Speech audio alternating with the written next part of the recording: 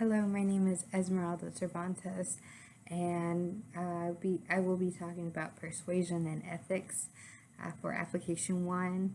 So in the textbook, what I read was that persuasion is the way that people influence each other, not only themselves, but also we look at ethics as in what we learn when we're young, and it's what people ought to do.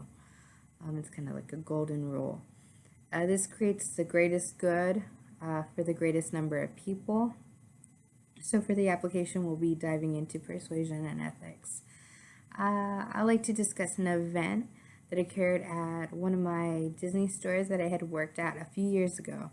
And it was between me and a cast member named Aaron. And at the time, we were given a task to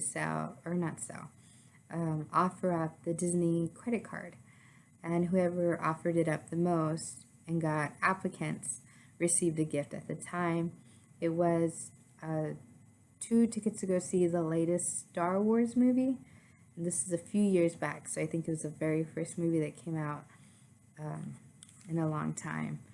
So when I worked with him in a particular shift,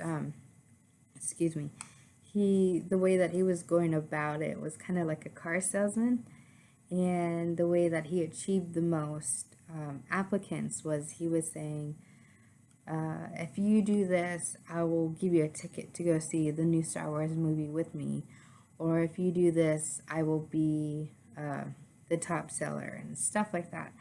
And unfortunately, that's not the way to go about things when you're working, I guess, at a Disney store. That shouldn't be your main concern. So he did get a little reprimanded. And it was definitely different from my way of doing things. You just offer it briefly. If they say no, that's okay. You'll do better. You'll get them the next time.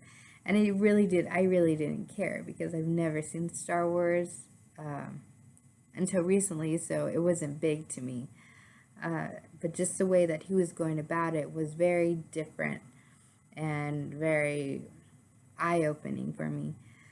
So now that I had discussed my way of ethics and his way, I would like to, I had a theory, I guess, that truth was the only reality of life, and obviously, yeah, it was, but it was definitely wrong from what I experienced and what I learned on how he created dialogue and how it was different compared to my dialogue.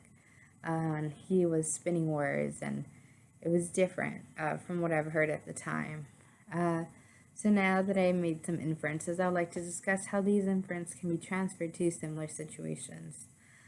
So it was definitely a big mind opener, and it was nice that I was able to understand his point of view and able to hear those words. And to me, it was good, because you can apply this to your everyday life. If you're going to go to car sales or buy a car, you can hear the spiel from a car salesman. So that was interesting. But in conclusion, by reading from the textbook, it helps me understand how he was able to easily speak words and be honest and truth at times, so that he can get his way. So that was a big part of persuasion for him, which is absolutely okay, because in the book that we read, it was okay to do, because persuasion can be used both good and ethical, but also it can easily be used for bad purposes and unethical intentions.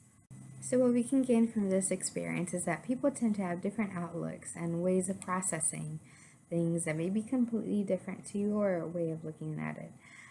So to remain open-minded with not only situations that you're unaware of, but with daily differences like religion, political standpoints, and even parenting skills can help also with this. A little excerpt that I liked was, happiness is a state of mind. It's just according to the way that you look at things. That's by Walt Disney,